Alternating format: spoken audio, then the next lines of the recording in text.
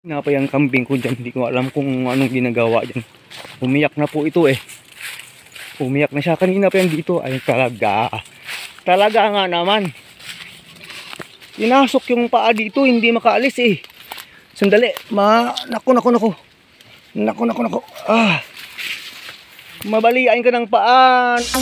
Pero bago po natin pag-usapan yan, kung bago ka pa lang sa channel ko, paki-like naman po, comment, share, and subscribe. At huwag kalimutang i-hit ang ating button bell para ma-notify po kayo sa ating mga bagong upload. Napay ang kambing ko dyan. Hindi ko alam kung anong ginagawa dyan. Umiyak na po ito eh. Umiyak na siya. Kanina pa yan dito. Ay talaga. Talaga nga naman.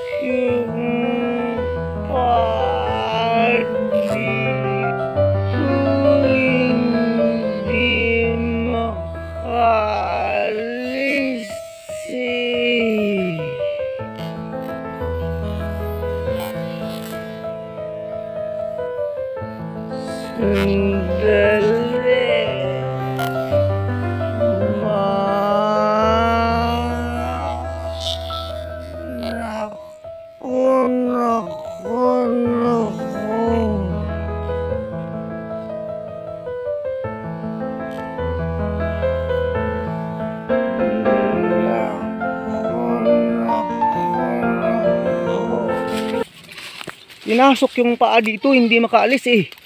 Sandali. Naku. Naku. Mabalian ka ng paa. Naku. Hindi talaga makakalis dito to Sir Agri oh. Kasi pa V talaga, pa ilalim eh. Dito po oh, nakasabit dito yun pala nung kung hindi pa siya umiyak. Kung hindi ko pa siya umiyak, hindi nakita eh. Talagang mabaldado yung paa niya. Pinasok doon, siguro nakasampa sa taas, doon po napasok. Oo, ayan. Ayan po mga ka-agri. Muntik na madisgrasya itong si Sky. Buti na lang umiyak at narinig namin. Eh kung medyo malayo-layo tayo, at kahit umiyak ka hindi mo makita, may chansang madisgrasya po talaga. Oh. Pumunta na kaagad ng goat house. Yun pa yung tingin ng tatay kanina pa daw yan, sabi ng tatay eh. Ba't hindi umaalis no, yung kinakain dyan pa talagang gustong gusto. Yung dahon ng kakao, yun pala eh nasabit na yung paa. Hindi dumiritso na dito. Oh. Ayun, hindi dumiretso na talaga. Oh, mukhang uulan-ulan na. Dumiretso na dito. O, dyan ka na lang. Dyan ka na lang banda muna ngayon ha. Eh busog ko naman, mamaya bigyan kita napier. Marami tayong napier doon. Sky's the limit. Busog na nga talaga yan. Kanina na pong busog yan. Ito nga eh, busog na rin ito. Muntik nang madisgrasya si Sky. Buti na lang mga ka-agri na abutan natin. Eh kung hindi pa natin naabutan yun doon at saka nakapagtrabaho tayo doon sa ilalim, medyo malayo at talagang gagalaw, mababalian talaga ng paa. Yun po yung isa sa mga risk sa pag-aalaga natin itong mga kambing kasi po free range po sila mga ka-agri. Kaya yun. Ay nako talaga. Salamat na lang at nakita kaagad natin.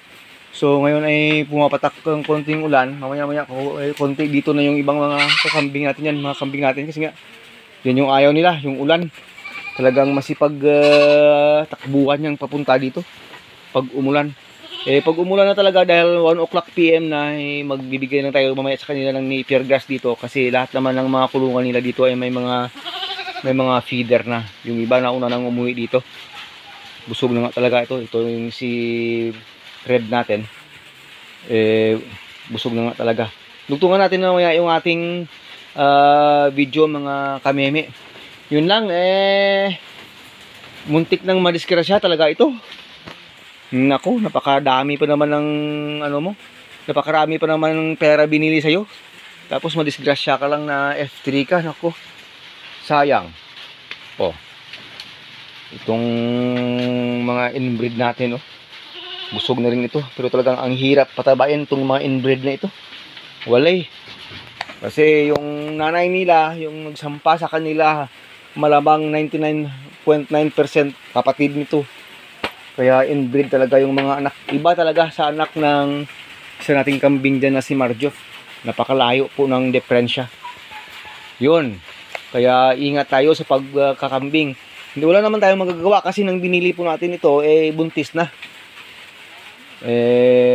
Nagkataon na yung sumampa sa kanya doon sa farm na pinanggalingan niya, yung kapatid niya. Nako. Kaya naman, kahit sa tao, ang pangit ng labas ng anak pag magkapatid. Kaya wag na wag, kahit nga magpinsan ako, napakapangit. Talagang abnormal ito, may pagka-abnormal talaga ito. Itong dalawa na ito, kahit yung lakad nila, yung paningin nila, yung kanilang gesture, iba po talaga mga kakambing. Oh, dumating na yung iba, oh, ayan. Dumating na kasi may ulan na. Sandali, pasok muna natin silang tama dito para hindi sila magkasakitan dito mga ka-agri.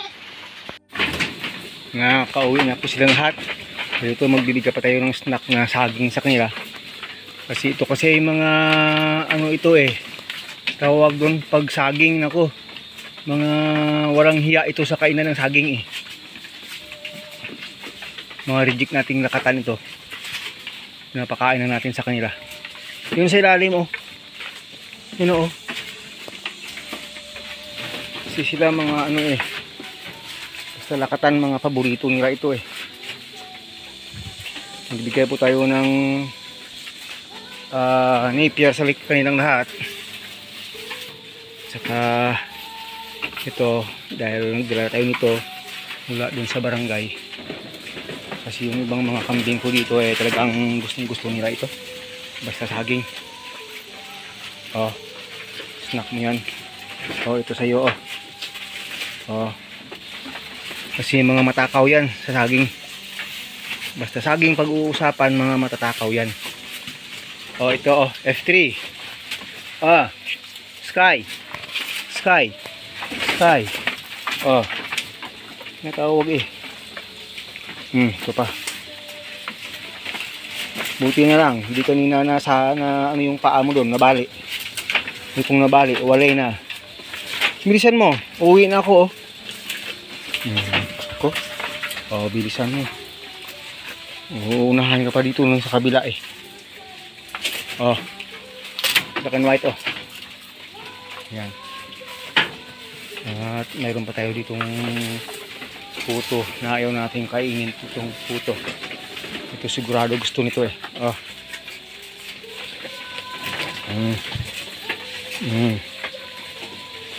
Yan.